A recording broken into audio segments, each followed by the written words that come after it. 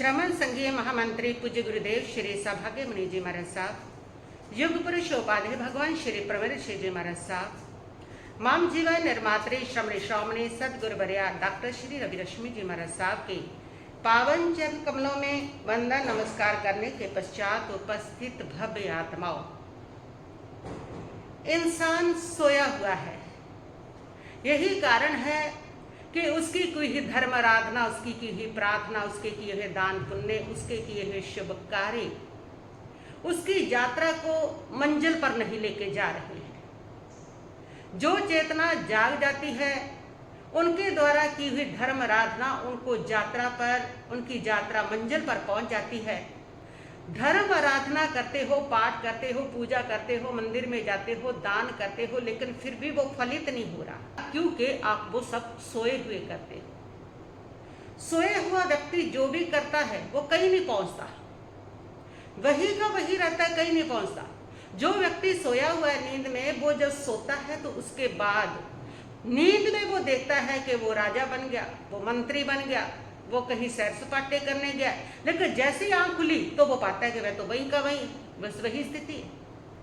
बस फर्क कितना है, जो इंसान सोता है वो 7-8 घंटे सोता है, और दुनिया का जो सोई चेतना है उनको जो जीवन मिलता है उस जीवन में वो 60 साल, 70 साल, 80 साल या 100 साल इससे ज्यादा सोया हुआ होता है।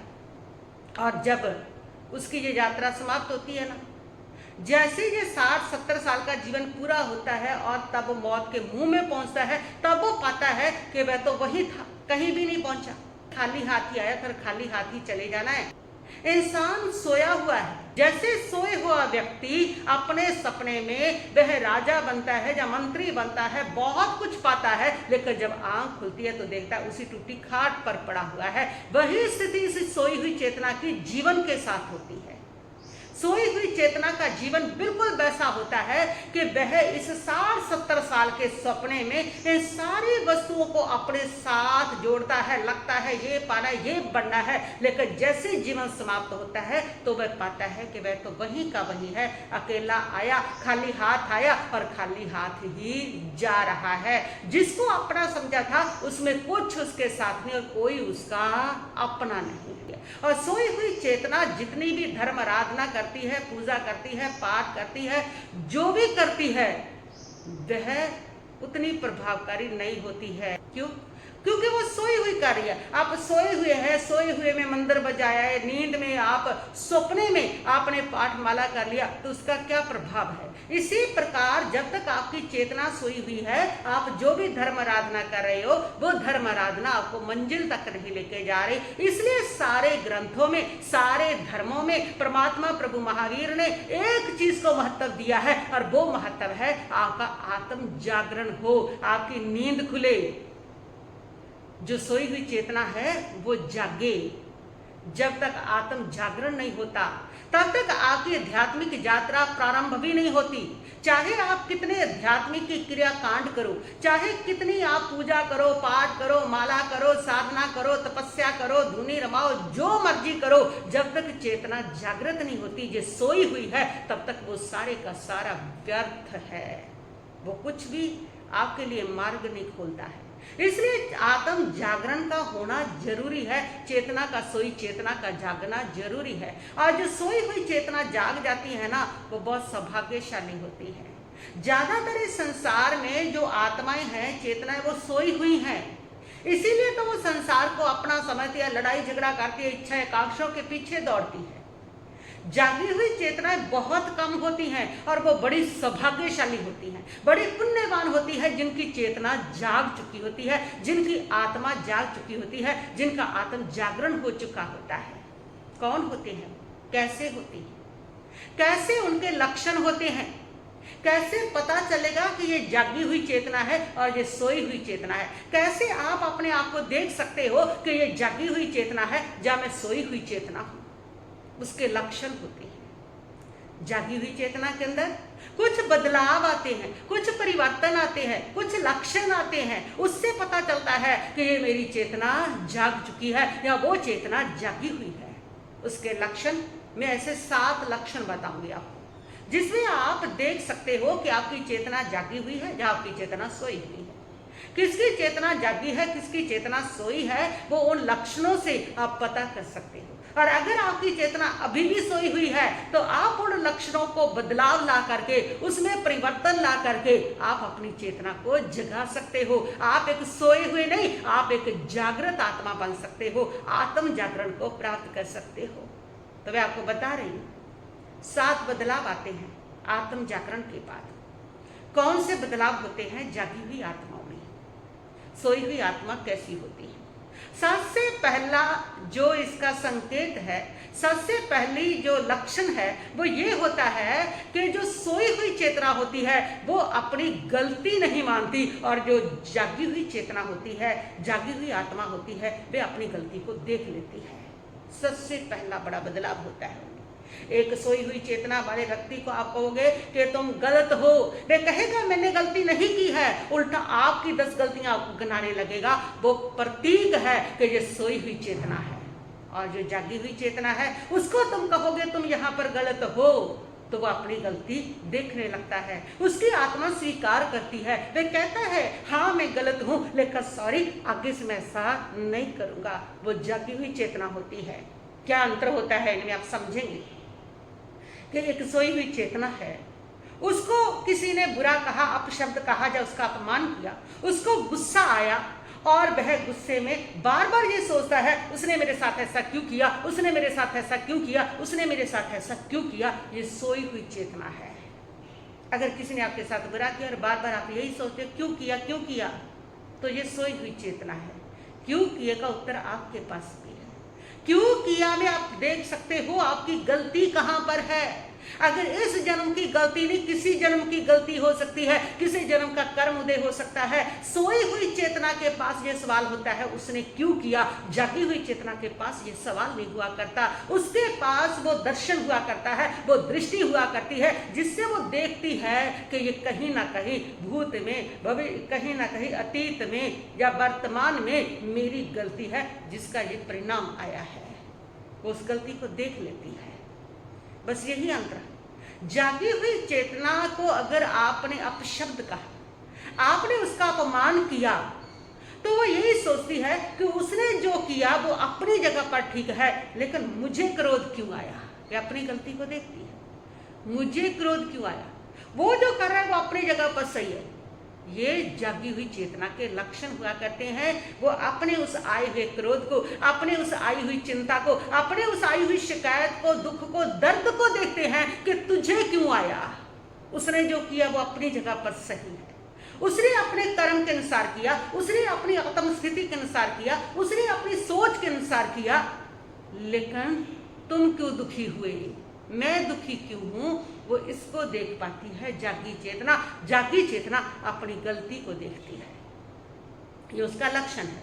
सोई चेतना नहीं देख पाती, और संसार में अधिकतर सोई चेतना है। इसी बात के तुम्हारे घर में झगड़े हैं कि कोई गलती स्वीकार नहीं करता। आप कहते मैंने तो गलत किया ही नहीं, उसकी वजह से हुआ, तुमने ऐसा किया तब हुआ, उसने ऐसा किया तब हुआ। ये सारी सोई हुई चेतना है। और दूसरा इसका जो लक्षण है वो है कि जो जागी हुई चेतना है, क्रोध तो आता है उनको, लेकिन वो क्रोध के गुलाम नहीं होते हैं। 2 बातें हैं, एक है क्रोध आना और एक है क्रोध के गुलाम होना। दोनों में बड़ा अंतर है। क्रोध आना तो स्वाभाविक है, क्योंकि 9वें गुण स्थान तक भी क्रोध की स्थिति व्यक्ति की बनी रहती है, साधारण है इंसान के लिए। लेकिन क्रोध का गुलाम होना ये बहुत बड़ी बात है। जो सोई हुई चेतना है वो क्रोध के गुलाम होते हैं, और जो जागी हुई चेतना है उनको क्रोध तो आता है लेकिन वो क्रोध के गुलाम नहीं हुआ करते। बस इतना ही अंतर है। क्रोध का गुलाम कैसा होता है, क्रोध का गुलाम कैसे बनते। मान लो आपने किसी को कुछ बुरा कह दिया और आपको क्रोध आया और क्रोध में आपने तुरंत प्रतिक्रिया की, तो ये सोई हुई चेतना है। और जागी हुई चेतना की क्या स्थिति होती है, उसको किसी ने अपशब्द कहा, उसको किसी ने गलत कहा और उसको क्रोध आया, लेकिन क्रोध आते ही वह सोचता है कि थोड़ा रुको, शाम को बात करता हूँ इससे। इतना रुकना भी बहुत बड़ी बात है, ये जागी हुई चेतना का लक्षण है।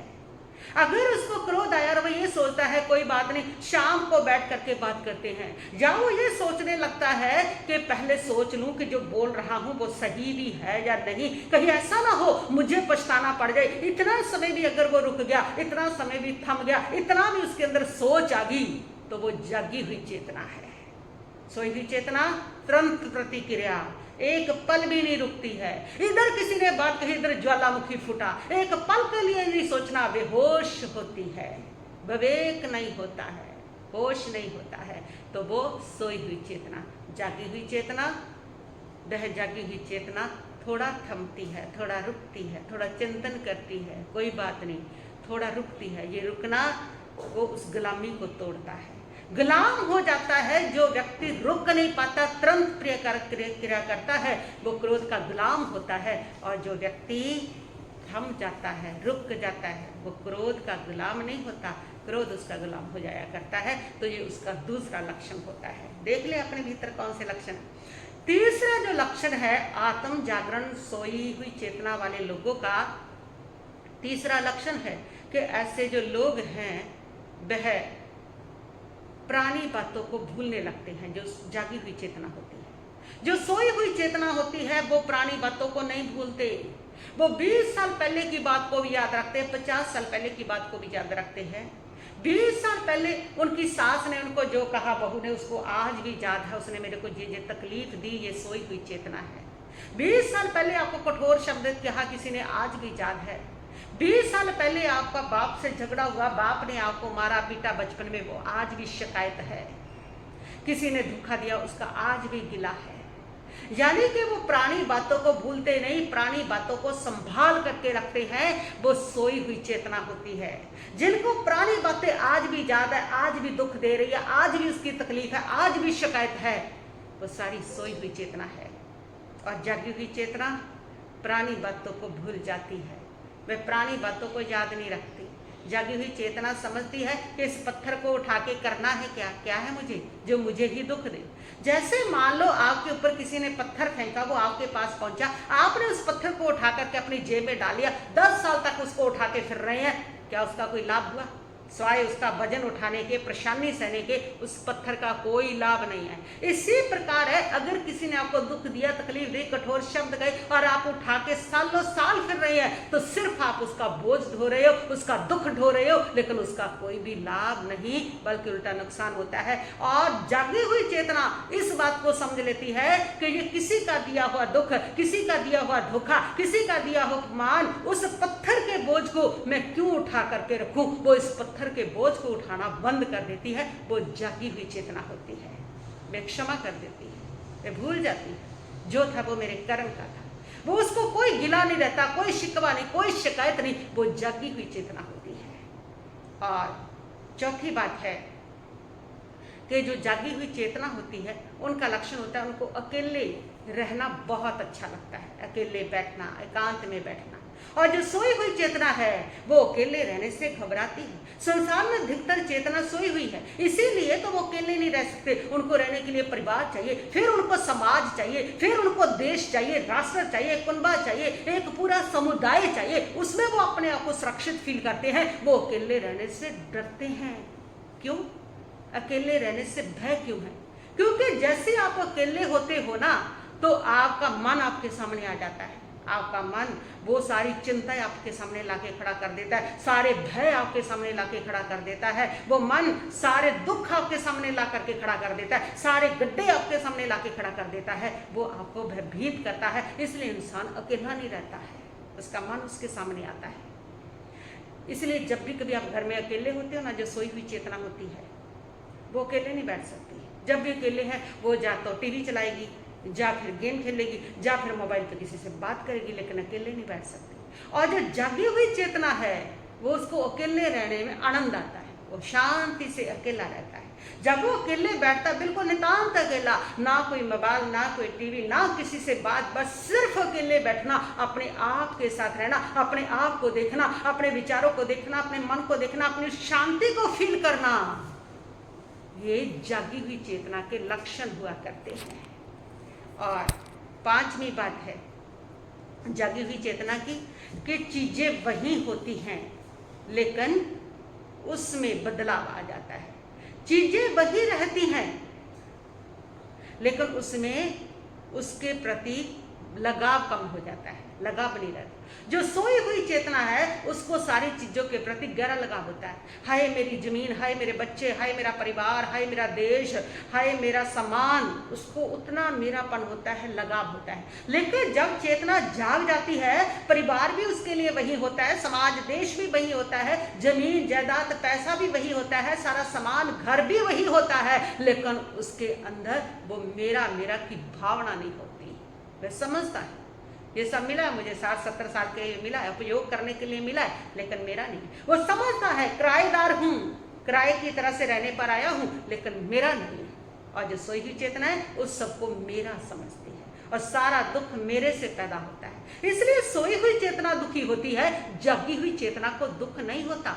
स्थितियां जागी हुई चेतना के सामने भी वही होती है और सोई हुई चेतना के सामने भी वही होती है, लेकिन बदलाव अगर कहीं होता है तो बदलाव भीतर में होता है, बदलाव सोच में होता है, बदलाव समझ में होता है। जागी हुई चेतना अपनी खुली आंख से जो जागृत अवस्था में देखते हैं हम, वो देख चुकी होती है सत्य क्या है। सोई हुई चेतना संसार के सत्य को नहीं देख पाती है, बस इतना ही अंतर होता है। और छठा जो लक्षण होता है वो लक्षण होता है कि जागी हुई चेतना में दया भाव बहुत ज्यादा होता है, संवेदना बहुत होती है, करुणा बहुत होती है। ऐसा व्यक्ति जो होता है वो कहीं पर भी किसी दुखी को देखे, किसी वृद्ध को देख ले, किसी अनाथ को देख ले, किसी भी जीव को दुखी देख ले तो उसका दिल तुरंत पिघल जाता है। वो किसी को भी कष्ट नहीं दे सकता, किसी को भी कठोर शब्द नहीं कह सकता, उसको लगता है किसी को पीड़ा ना पहुंचे। किसी पर वो क्रोध नहीं कर सकता, उसको लगता है सामने वाले को पीड़ा ना पहुंचे। वो अपने व्यवहार पर पूरी तरह से कंट्रोल रखता है ताकि उसके किसी व्यवहार से किसी को कष्ट ना पहुंचे। इतनी संवेदना उसके भीतर आती है। अगर वो क्रोध भी उसको आ जाए, कोई उसके क्रोध उसके ऊपर बरस पड़े, तो वो भीतर से कांप जाता है कि मेरे क्रोध ने उसको कितना दुखी किया है, कितना तकलीफ दी है, मेरे गुस्से ने उसको कितनी तकलीफ दी है, तो वो कर ही नहीं पाता। यानी कि ये वो चेतना जिसके अंदर संवेदना बहुत होती है, इसलिए वो संवेदना के कारण उसका व्यवहार मीठा हो जाता है, मधुर हो जाता है। उसका व्यवहार एक पल के लिए भी किसी को तकलीफ नहीं देता, उसके शब्द किसी को तकलीफ नहीं देते। और सोई हुई जो चेतना होती है उसके पास ये संवेदना नहीं होती। उसके सामने अगर कोई दुखी है, तकलीफ में है, कोई रो रहा है, कोई अनाथ है, वो कहते हैं तो हम क्या करें, हमें तो अपना देखना है, हमारा तो अपना ठीक है, हम दूसरों को क्या करें। ये सोई हुई चेतना के लक्षण होते हैं। लेकिन जागी हुई चेतना ये नहीं कर सकती। जागी हुई चेतना अपनी कुर्बानी दे करके, अपना सर्वस्व दे करके वो फिर भी दूसरे का दुख दूर करती है, जैसे मेघ कुमार की आत्मा ने किया था। हाथी के भाव में थी, चेतना जाग चुकी थी, इसलिए अपने आप को उन्होंने कष्ट दिया। 3 दिन तक अपना पाँव ऊपर रखा, लेकिन नीचे जो खरगोश बैठा है उसके ऊपर नहीं रख सके। अपने जीवन का बलिदान कर दिया, लेकिन उसके नहीं कर सके।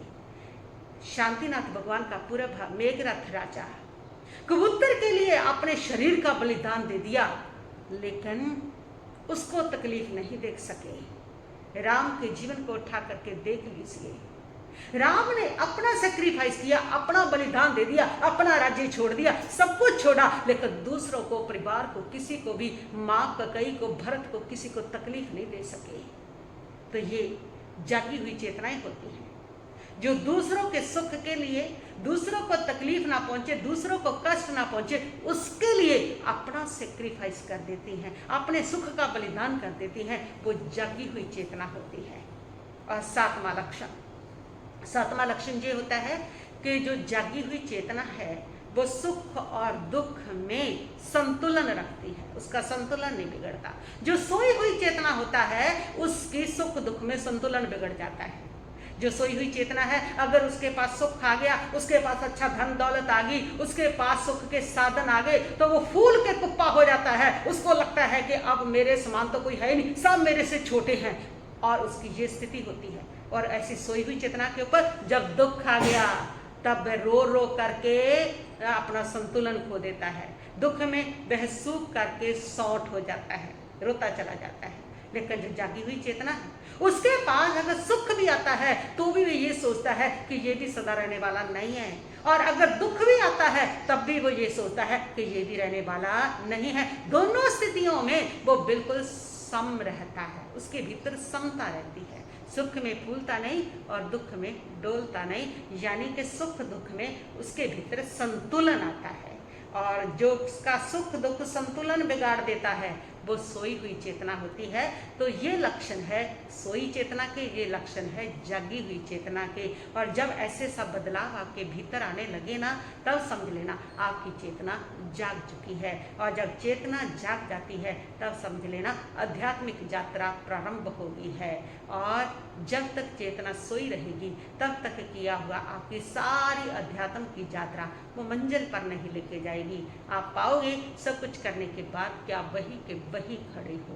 अब तक यही हुआ है, हर जन्म में, अनंत जन्मों में हम धर्म कर चुके हैं, अनंत जन्मों में साधना कर चुके हैं, लेकिन वो सोई हुई चेतना करती रही। इसलिए आज भी हम उसी संसार में, उसी 84 में चक्कर खा रहे हैं, इसी संसार में भटक रहे हैं। क्यों?